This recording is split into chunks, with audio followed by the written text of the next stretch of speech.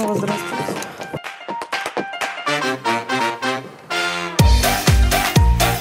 Можно нас вывести на плазму с пазлами? А поговорите с нами, пожалуйста, тоже. Да, говорю а то нам как-то грустненько без вас. Вячеслав, вы же поняли, что это была шутка? У меня просто самый сильный ночной кошмар, это как ко мне приходят и заставляют на камеру извиняться. Это не смешно. Стрельните меня по-братски. Здравствуйте. Когда начнем? У вас есть какой-то? Нет. Все, пишем. Итак, сегодня говорить будем об очень острой проблеме. Начал немного топорно, но потому что никогда не начинал обычно Дзерас с этим занимается.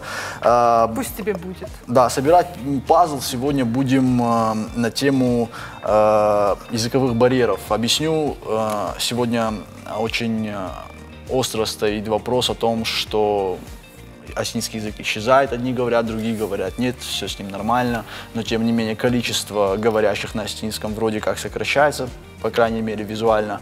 И говорить сегодня об этом мы будем с нашими уважаемыми гостями-экспертами.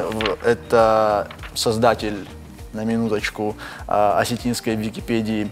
И сейчас неожиданно. Сейчас неожиданно Вячеслав Иванов. Угу. Хочется аплодировать в этом месте. Дзера, ну я тоже по-осетински умею молиться, но однако Давыдов. И Фаршаглак, создатель блога Алихан Зинат. Ну, вот создатель осетинской Википедии и создатель блога. Нет, просто очень несерьезно люди относятся к понятию блог. Блог — это блогу рознь. А мы вообще ничего не создали блог может с Давидом, да? Блог может быть, да, выпечки пирожков, а некоторые блоги, извините меня, государственные строи меняют. Да, поэтому создатель блога Алихан Зинат, Алихан Хоранов. Хорошо, и предлагаю начать с опроса. Может быть, мы тут вообще зря собрались, и проблемы таковой нет. Давайте посмотрим, что у нас по обстановке в республике, жители города послушаем. Да, глянем пока опрос.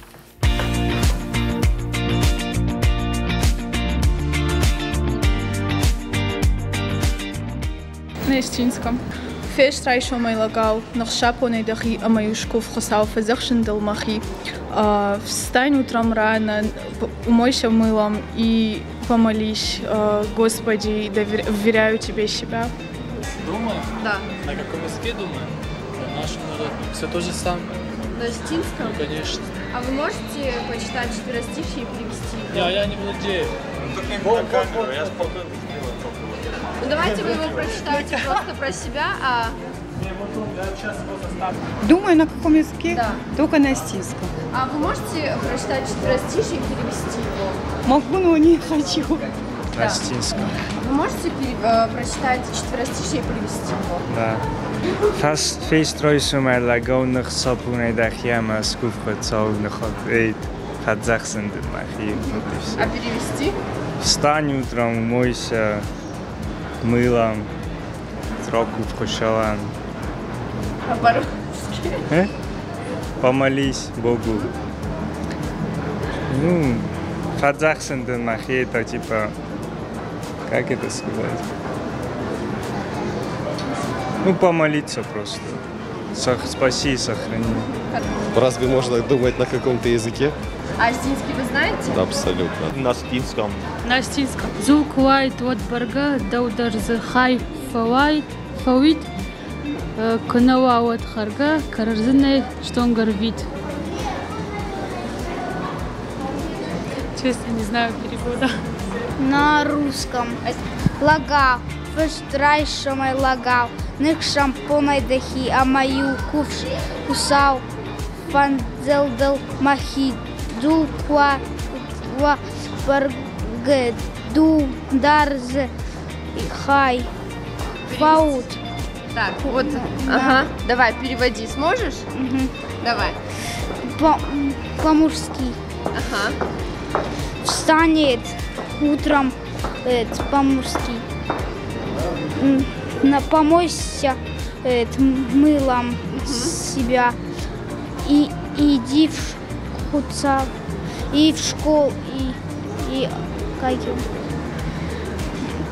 Помолись, да? И помолись. И и позавтракай, и вот собирайся в школу. Ну, на русском, наверное. На русском? А осетинский знаете? Конечно. А сможете четверостишие перевести? С русского на осетинский? С осетинского на русский. Так, песня Мелагау. Встань утром, как мужчина. Помойся мылом. И помолись Богу.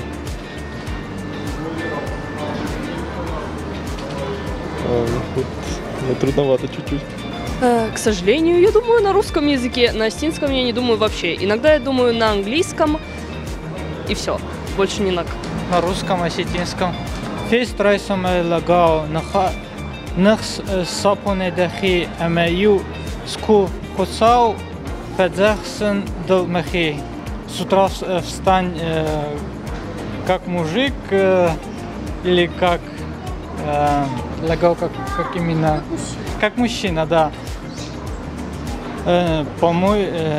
Помойся ты мылом, восхвали Бога.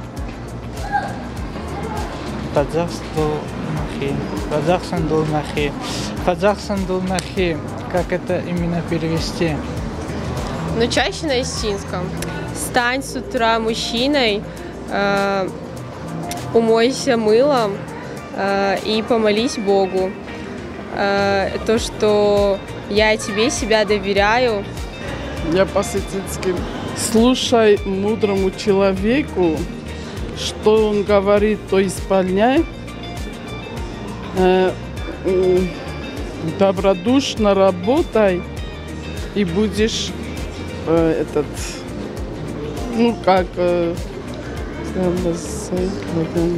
будешь мужчиной. Надежно.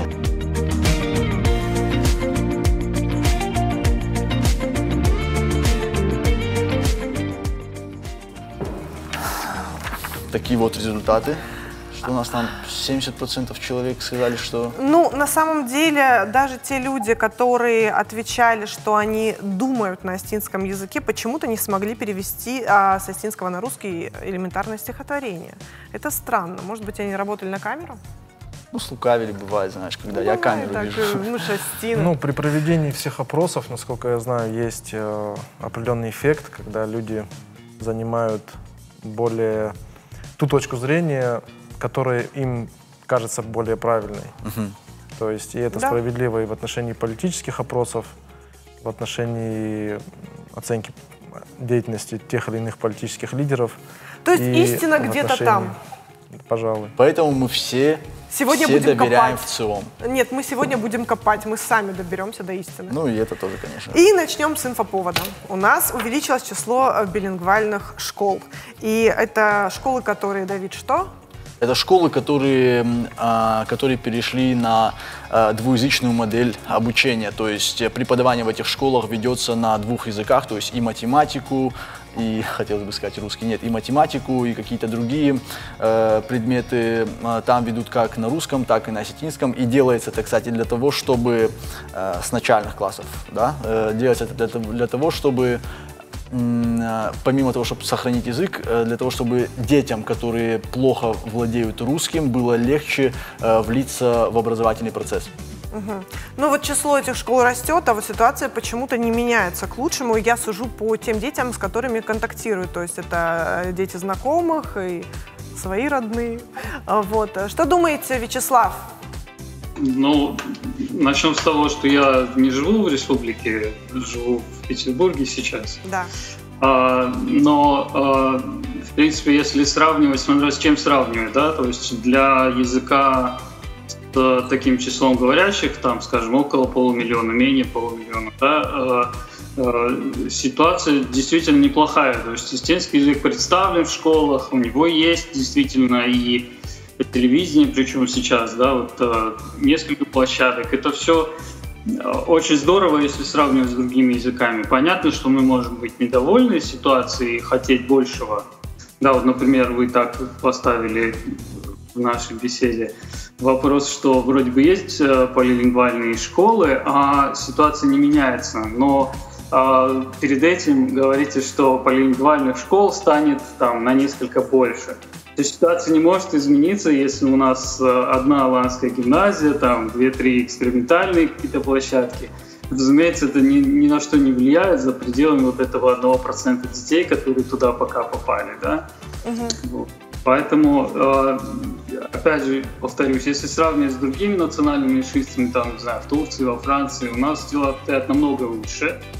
Вот. Ну, отчасти из-за инерции ленинской национальной политики, так скажем. Но хорошее достижение, что Россия не растеряла этого советского опыта, местные языки продолжают получать какую-то поддержку, сохраняется вот эта вся инфраструктура, национальный театр и так далее, радио, телевидение, газета. Вот. Но необходимо как-то дальше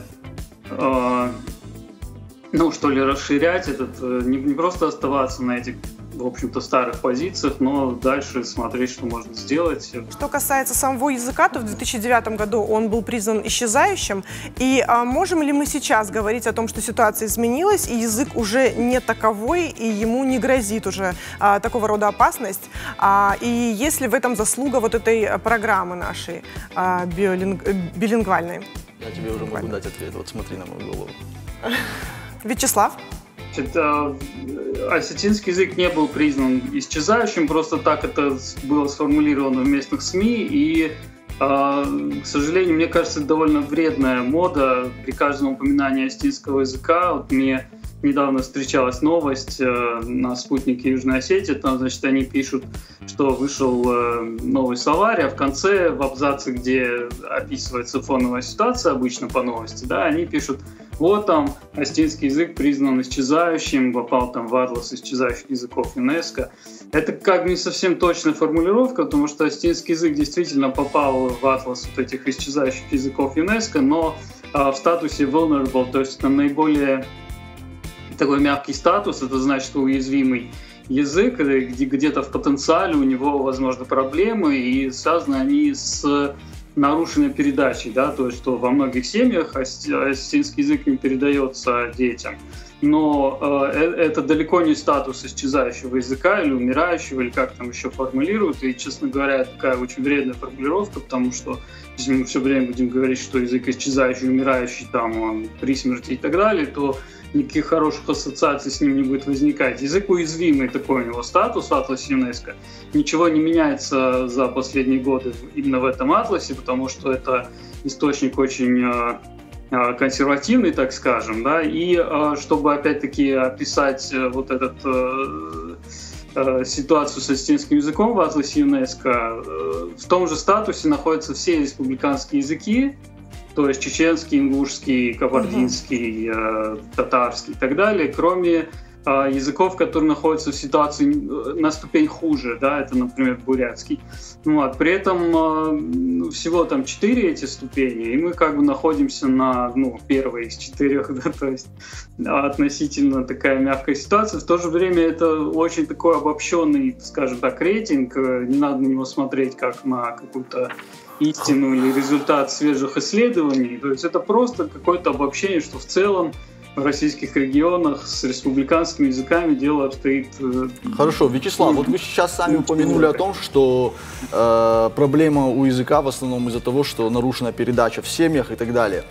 Но как можно передавать язык, если мы его... какой смысл вообще в том, чтобы изучать осетинский язык?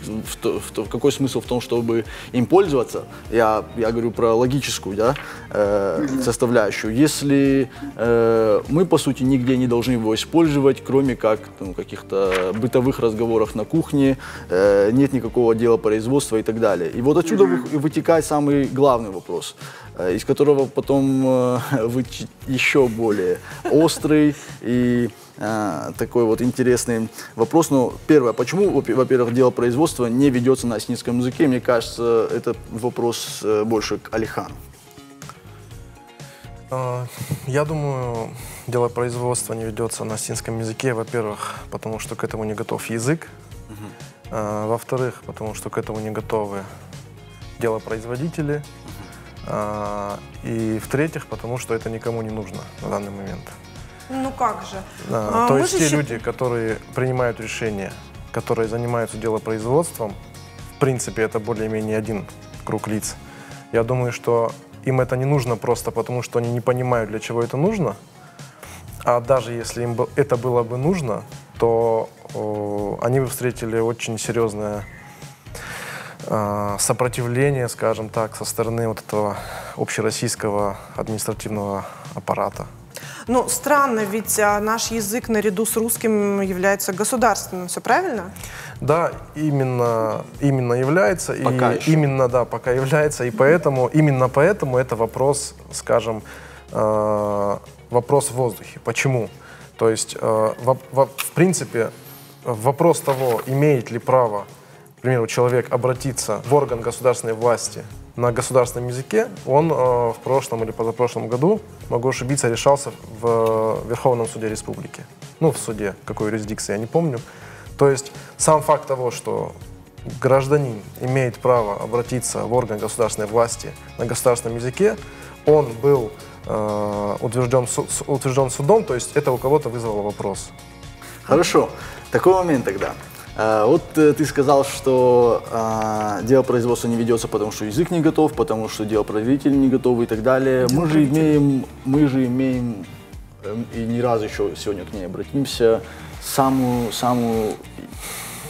красочную иллюстрацию подобной же ситуации, примерно подобной ситуации, которая происходила в середине 20 века. Где, угадайте? В Испании, на севере Испании, в области, где живут баски. Значит, тогда при правлении франкистов баскский язык повсеместно был запрещен, и письменность, и преподавание, и вообще какое бы то ни было, значит, обращение этого языка в обществе.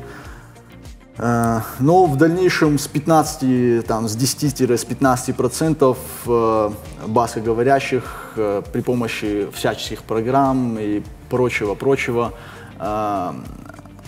ситуацию смогли исправить в сторону улучшения. Сейчас баскским в той или иной степени владеет до 60% региона. Что мешает то же самое сделать с астинским? Ну вот у меня есть реплика по поводу такого интересного места нашего большого астинского мира. Это Южная Осетия. Да? Вы знаете, это признанное независимое государство, у которого были вроде бы все возможности использовать астинский язык там, в делопроизводстве. Да, вместо этого русский язык наряду с астинским признан вторым государством. Это неплохо, потому что там обеспечивает гражданам Южной Осетии там какие-то возможности в России без сдачи экзамена по русскому языку, это здорово. Но минус в том, что, пожалуй, есть какая-то упущенная возможность в этом, да, что астинский язык вот в таком, может быть, небольшом полигоне, где он мог бы вот развиваться как письменный язык, язык официального дискурса, он фактически не используется. Почему это происходит? Потому что люди получают образование на русском языке, и для них, разумеется, привычно. То есть их привычный письменный язык, русский язык. Вот в воспоминаниях главы Штернхаша Руслана Кучиева есть такая история, как он писал из армии письмо домой, писал на русском языке, да, и только замечание сослуживца с вопросом о вас как бы нет своей письменности, что ли, да, вот, заставило его подумать, что вообще происходит. Дело в том, что люди даже не анализируют, какой они язык выбирают, когда это двуязычные, особенно люди, да. Когда они одноязычные уже владеют только русским, то там и все еще проще. Но вот ситуация, когда они двуязычные, они просто выбирают тот письменный язык, который им привычен, это русский, даже в ситуации, когда они могли бы воспользоваться астинским. Вот именно поэтому усилия в области образования так важны, потому что если человек даже хорошо говорит по-астински, но не привычен на нем писать, он никогда не напишет на нем там ни заявление, ни какую-то заметку, ни объявление, ничего такого. Вот. И пример этому мы видим в Южной Осетии, там ничего не мешает, казалось бы, да, но все, скажем так, элиты получили образование там, в высшей школе и так далее на русском языке, поэтому для них привычно составлять все эти там формы, законы, заявления и прочие вещи на русском языке. А если все это историческая память, опять же, если мы вернемся в СССР, и там политика Суслова, и там денационализация, и мы, как единый такой коллективный разум, без особой самоидентификации, без особых каких-то национальных признаков, и единый язык русский, это же все было в определенные годы в СССР, и, может быть, просто тем же осетинам в Южной Осетии удобнее и комфортнее поэтому использовать русский язык? Как вы считаете, Вячеслав? Ну, мне кажется, в Южной Осетии я учился на математическом факультете, и там больше половины было студентов, прям непосредственно выходцы из Южной Осетии, из внутренних районов Грузии даже. И для них осетинский язык был очевидно ведущим, да, и я бы не сказал, что для них удобнее говорить, во всяком случае говорить, да, на русском языке, это не так. То есть и никакой как бы такой... не знаю, русский язык как язык какой-то общей самоидентификации, который из-за этого влияет, и поэтому такой выбор языка. Мне кажется, что это просто не так. У меня была другая ситуация. У меня те же студенты... У меня была ситуация обратная, потому что те же студенты из Южной Осетии у нас здесь говорили по-грузински.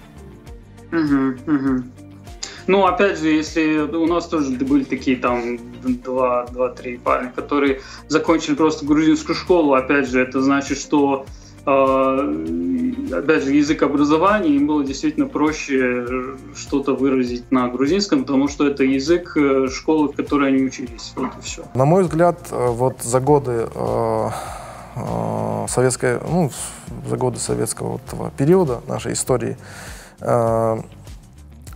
было сформировано, вольно или невольно, такое мнение о человеке, говорящем на родном языке, как о, в общем-то, можно я назову того это слово? Человека.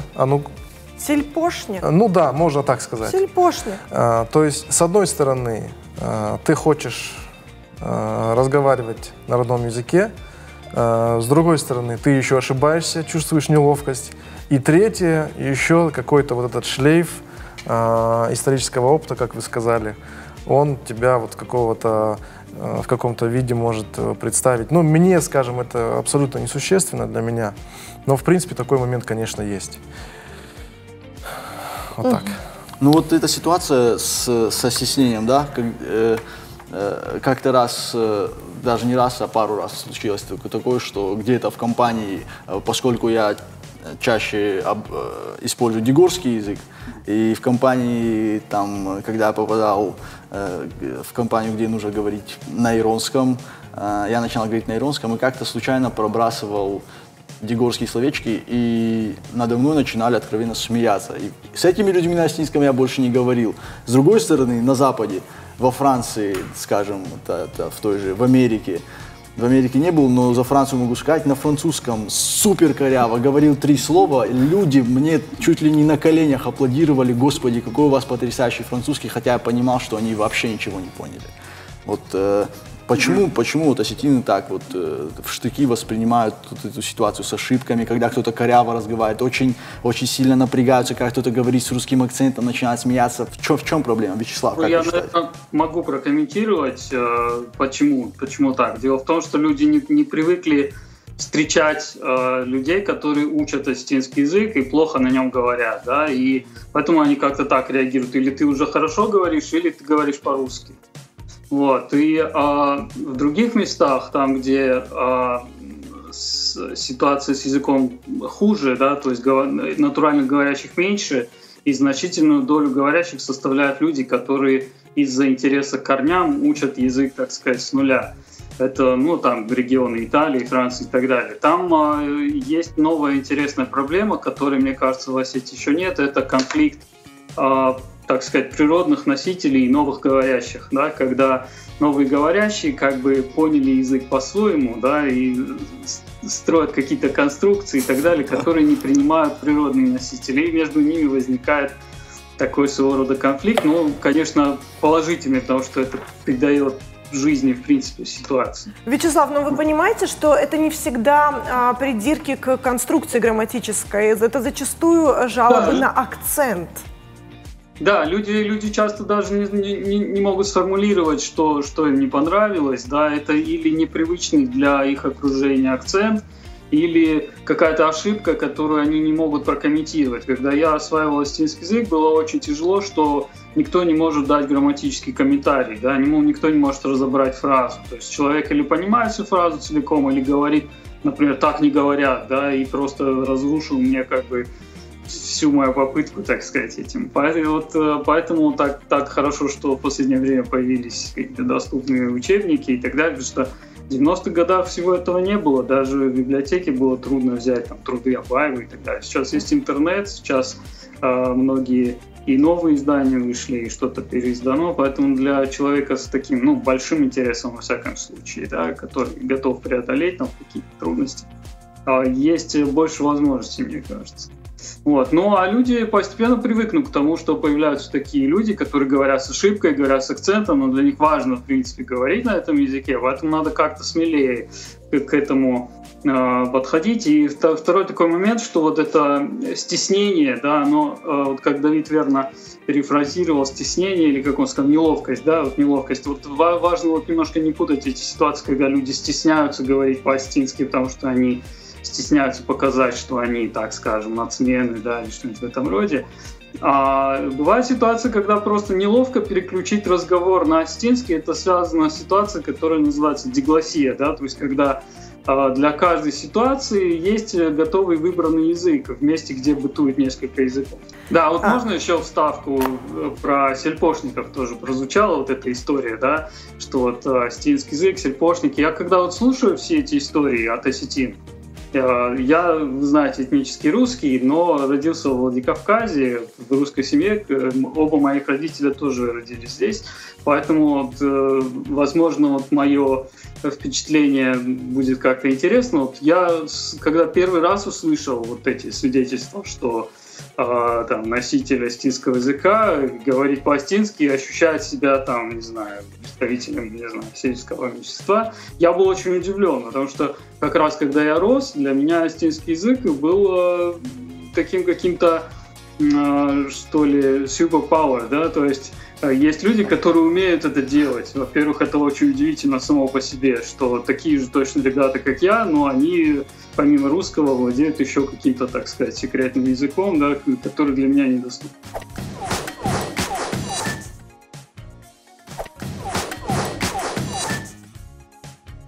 Ну вот Вячеслав у нас этнический русский, который говорит на астинском языке. У меня тоже есть такие знакомые, не один.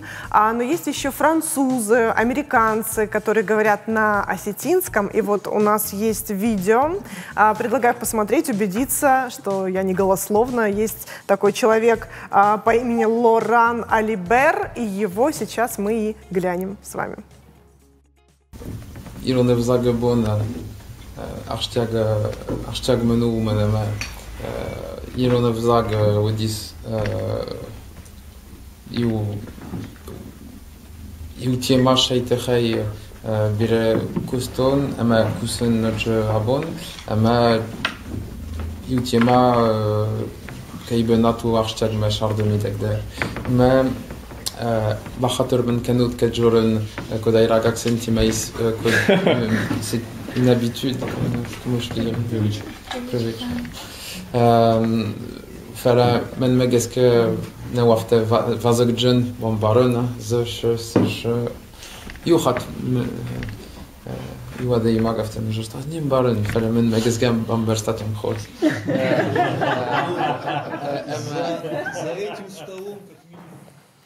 Ну да, впечатляет. Нет, ну хорошо, здесь еще одна проблема встает. Как ни странно, для человека, который собирается учить свой язык, многие сетуют на то, что нет материальной базы, нет учебников, и вот вся история с изучением астинского языка для невладеющего упирается как раз-таки в то, что вот неоткуда. Алихан, ты сталкивался с такой проблемой, когда вот в сознательном возрасте уже пытался изучить родной язык? с проблемой нехватки методических материалов? Да, вот нормального какого-то самого учителя такого, который по полкам все раскладывает, а не только... Но дело в том, что учебников-то сейчас хватает, и они очень разнообразны, насколько я знаю. А вот с самоучителями проблема, то есть они все на уровне Шалам и Байра. Нет, ну, подожди. А если серьезно, вот была такая проблема? Смотри, Давид, я проблему вижу таким образом, что и школьные учебники, и самоучители, они написаны исходя из того, что человек владеет языком, вот, и он повышает свой уровень. Да. То есть первым эту мысль сформулировал кто-то из блогеров, возможно, Магаз Дяков. Он сказал, что астинский язык сегодня должен изучаться как иностранный язык. Совершенно То есть верно. он должен изучаться с самого нуля, и методические пособия должны быть написаны именно вот в таком ключе. Потому что процент людей, которые не владеют языком вообще, он очень велик. Ну, я, наверное, к ним себя не относил, но эта проблема есть, и пока вот она не решена. То есть мне не хватало литературы, мне не хватало среды, и не хватает сейчас, не хватает материалов, ни видеоматериалов. Ну, сейчас их, конечно, стало больше, чем там, 10 лет назад. Но, в принципе, астиноязычной среды, которая бы помимо академической составляющей, помимо информации такого учебного характера, давала возможность практиковаться, давала возможность слышать астинскую речь, красивую, привлекательную, ее, конечно, не хватает.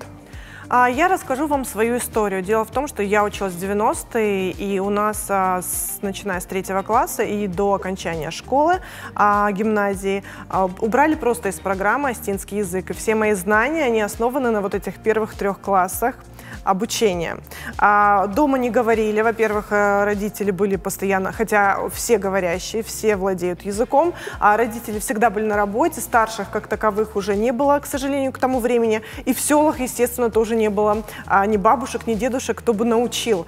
И всегда претензии предъявляются: как так, ты не знаешь? Ну, я-то понимаю, там какие-то бытовые моменты, да, могу даже какие-то фразы бросить, но, опять же, стесняюсь акцента. И я хочу вот тем комментаторам, которые всегда гораздо с шашкой наголо рубить. Дело в том, что вот вы говорите на астинском языке, все так, у вас правильный акцент. Но дело в том, что пишете вы свои комментарии на таком безграмотном, на таком низком уровне, да, языка. То есть ведь язык — это не только устная речь, это еще и письменность. И вот мой первый совет — это все-таки, наверное, сперва научиться грамотно писать, потом писать эти самые комментарии.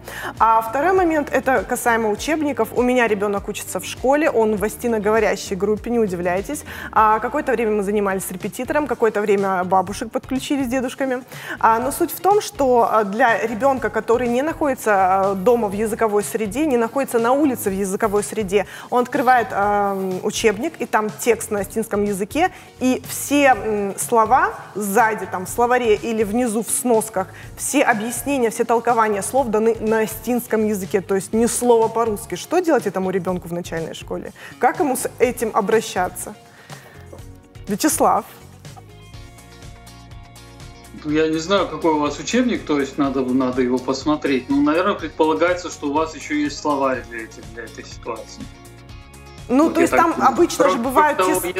Если это астинская группа в том смысле, что это не группа астинского языка для неговорящих, там учебники, так сказать, попроще. Если это астинская группа для говорящих, то там посложнее, конечно, но, в принципе, я не знаю. Но вы же понимаете, что это деление, оно условное, то есть у нас не делят говорящие, неговорящие, у нас в школах делят так, вот вы пойдете в астиноговорящую, а вы в неговорящую, ну, к примеру.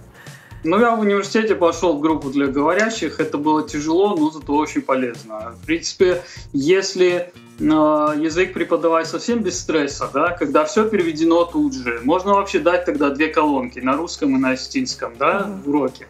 Но насколько это будет эффективно, я тоже не понимаю. Я очень много критики слышу о учебниках, в том числе о новых полилингвальных учебниках. Я хочу сказать, что это очень крутые учебники, которые люди переводят в других республиках на местные языки, немножечко меняют картинки, И эти учебники изданы на татарском, на чеченском языке и так далее. То есть это лучшее, что в принципе есть в стране, и надо немножко как-то по-другому к этому относиться. Ну, дело не в отношении, дело в сложностях, с которыми сталкиваются родители дома. То есть никто же не говорит, что мы не хотим изучать. Мы хотим, но нам так сложно. Мы же хотим перевернуть демографическую вот эту картину, когда старший владеет языком, среднее поколение, как вы свидетельствуете, да, не очень хорошо владеет или совсем не владеет, а дети должны научиться. Разумеется, вы будете в ситуации, когда у ваших детей будут вопросы по астинскому языку, на которые вы не можете ответить. Так. Да, вы же этого хотите, вы к этому стремитесь. Мы стремимся... Я, честно говоря, это не улавливаю эту ситуацию. Нет, смотрите, мы стремимся к тому, чтобы изучить родной язык. В случае, если, как говорит Алихан, он должен изучаться как иностранный, то вот, например, английский же я смогла изучить, правильно? Как иностранный язык с нуля.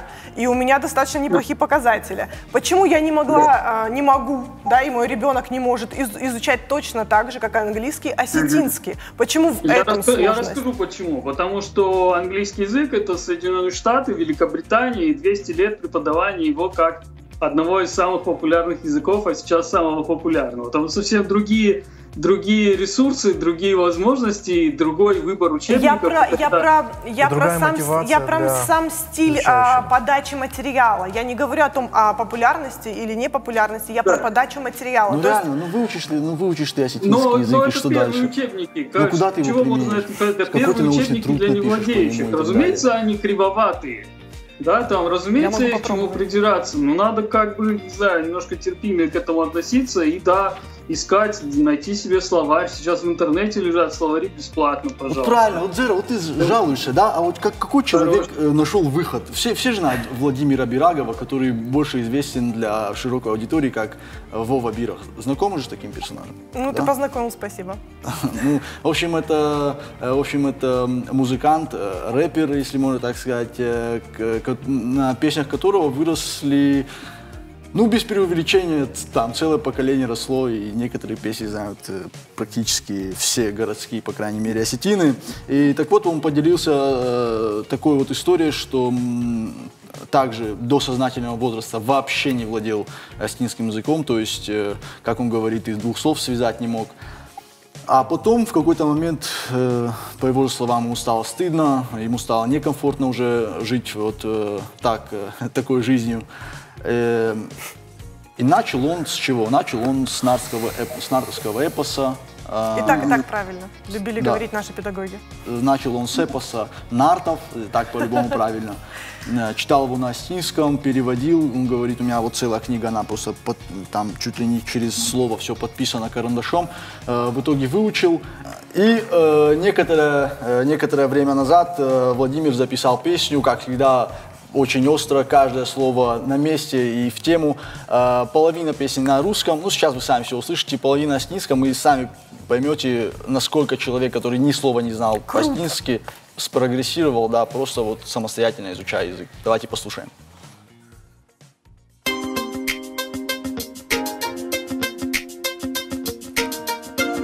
Подключите погромче.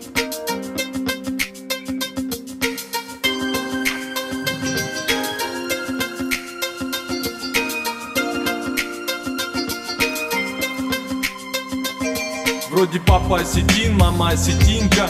Вырастили вроде Ватикан, и Владимировка родился вроде на Дзержинского городе. Вроде не глухой, не немой, вроде, но на родном языке и два слова. Я родить не могу снова, братцы. Это не ново, как и половина нации. Угадываю смысл по интонации.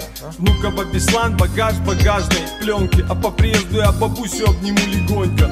Лапу, куда-то, а вот вчера, пока дрыбасу-то, а потихоньку. А когда некому сказать и говоришь сам, на умнике руки к небесам, притихнет зал, встанешь. Ох, уса, ох, уж газа. Дуазык-то сурындар, на удима бон, иронау, фалаю бон, махисан жах тонка, надев жах джон, канах, яка отте, ирыштоней, фожда или где. Анна Антуан, на гиже, ронга, надев жах, вот такие вот. Ну, нет, все на месте, все на месте.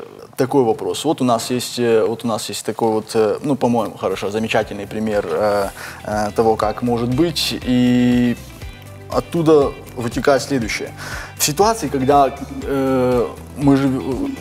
сегодня мы наблюдаем то, как деинсталируется федерализм, да, то есть государство из федерации превращается там, не знаю, в унитарное, еще в какое-то, но все предпосылки к тому, что, ну, вскоре формально или фактически уже федерация перестанет существовать. И в таких условиях, ну, федерация, я имею в виду государство как федерация, да, как федерация, имеется в виду с большим суверенитетом для отдельных ее частей и так далее, где в Конституции каждой республики прописано, что республика это не субъект, а государство. Кстати говоря, Алихан, вот у вас это вычитал. И вот в таких вот условиях говорить о укреплении позиции языка на государственном уровне не приходится. Может быть, тогда в культуре можно увидеть, найти выход?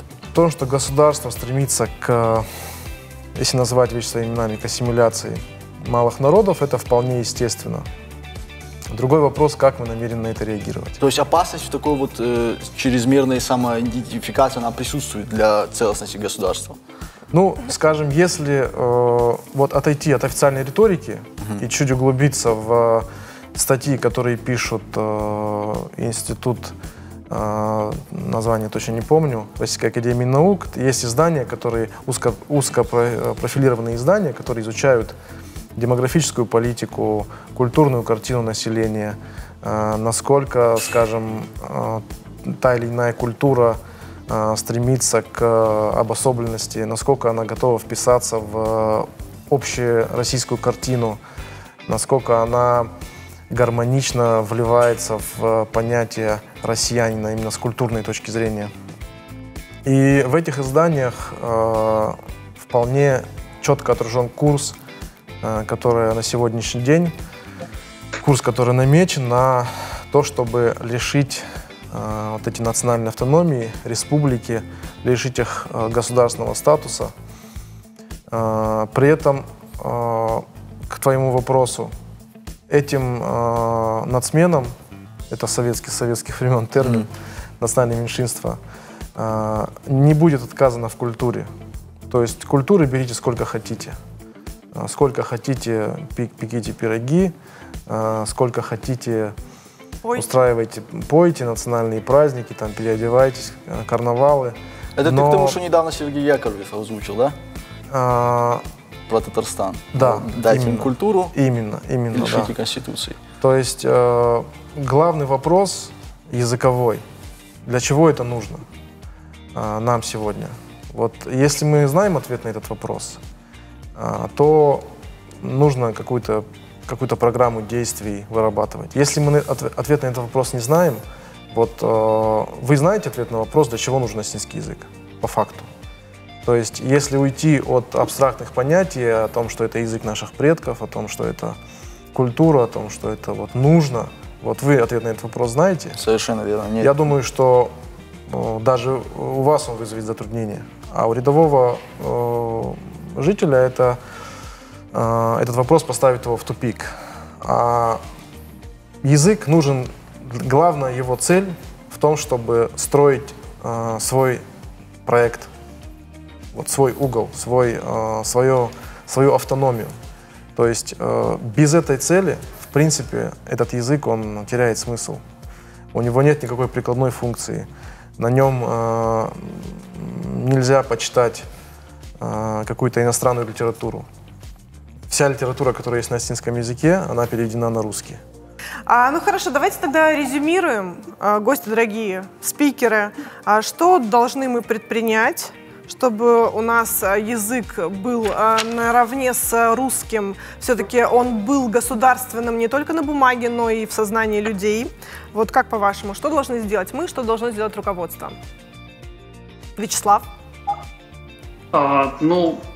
Ожидать результатов от реформ в образовании очень рано, да, потому что таких школ очень мало, где преподается астинский, в том числе астинский для невладеющих, так сказать, с нуля, да, по новым методикам. Поэтому необходимо, чтобы эти практики как-то расширялись. Другие моменты общеизвестные — это представленность астинского языка там, в городской среде и так далее, какие-то вывески. Потом развитие регионов, где астинский язык остается языком естественного общения. То есть нужно, чтобы люди, которые, например, не хотят выезжать из села, не были вынуждены это сделать. Вот. Я считаю, опять же повторюсь, это мнение не специалиста, а это мнение обывателя. Застраховался, окей. Я считаю, что единственный инструмент для массового внедрения языка в общественную среду — это детские сады и школы, в которых, наверное, надо менять методики. Наверное, во-первых, обучение должно быть обязательным для всех жителей республики, за исключением, может быть, временно проживающих, о которых говорилась речь, когда обсуждение этого вопроса шло в лице военных, студентов, проживающих там, по программам обмена и так далее. Вот после сегодняшнего разговора, спасибо Вячеславу, осознал, что я всю жизнь хотел быть супергероем. И оказывается, есть, да, у меня какая-то суперспособность. Вот манна. Под водолазкой там у тебя, может быть, какой-то есть? В общем, если вкратце, то мы ждем результатов вот этой билингвальной реформы, да, мы уделяем внимание детским садам и школам, мы повышаем свой культурный уровень, мы, в конце концов, делаем вывески, мы дублируем все на астинском языке, мы, что там еще было, от нас, от нашего канала, что зависит, мы, конечно же, будем продолжать вещание на астинском языке, и программы, и субтитры в случае, если программа идет на русском. Так? Галочка? Довольно сложно будет перевести слово концептуальный, но мы постараемся. Так. Давид, извини, перебью. А на русском языке как сказать слово концептуальный? Алихан. Ребята, я думаю, самое время уже попрощаться с нашими телезрителями, а с вами мы продолжим уже вне эфира дебаты. И что касается, опять же, нашей сегодняшней темы, то мне бы хотелось отметить, что вымерший язык — это все-таки тот, где не осталось ни одного живого носителя этого самого языка. У меня есть две новости. Мы с вами живы. Это первое. И у нас есть время исправить ситуацию. Этим будем заниматься. Пока-пока. Спасибо, ребята. Кстати говоря, знаешь, вот когда используется в астинском языке какое-то слово, да, вот, например, на астинском скажут концептуал. Это психологический момент. Это вот, да.